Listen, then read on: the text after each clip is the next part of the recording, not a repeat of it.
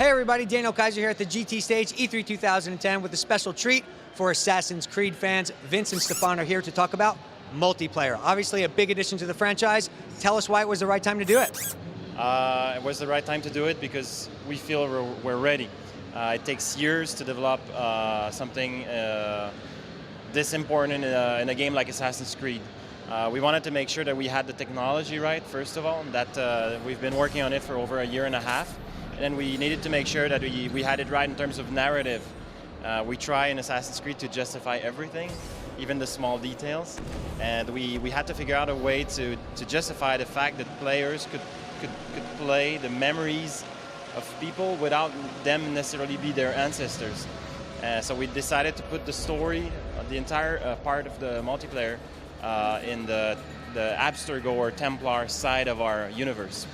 And this way we could justify it better, because what we're suggesting here is that Abstergo, the evil company, is using a special version of the Animus machine to upload memories into subjects.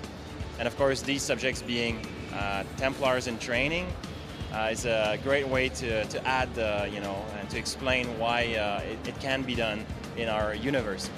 And then on the pure gameplay side, and I'll let Stefan go into more details, but the idea was to make sure that we built the multiplayer on our strong gameplay pillars. So a lot of people know that we're featuring the navigation, so free running. Then we have a fight system that's unique to our game, and then we have, of course, all the social style elements, and all of this is present in the multiplayer.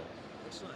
Obviously a huge addition. Fans are looking forward to it. Stefan, why don't you give us a little bit of a guide of what we're seeing here on the screen? Yes, so just to go into a little bit more details, as Vincent was mentioning, the challenge for us was basically to translate the core gameplay mechanics of the single player experience into a multiplayer experience.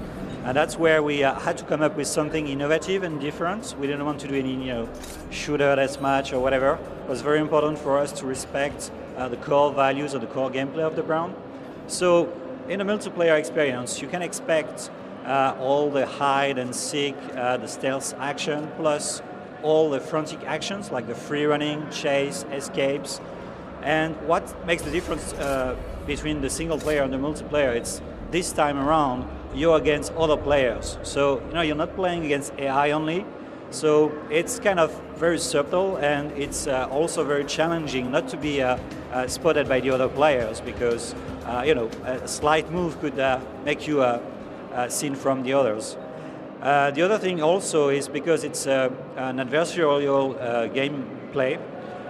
Not only you are an assassin or you're playing like an assassin, you are also the prey for the other players. So you kind of having a double agenda. So you try to sneak around and try to approach your own target, but at the same time you have to watch your back and make sure that you're not killed by any other players.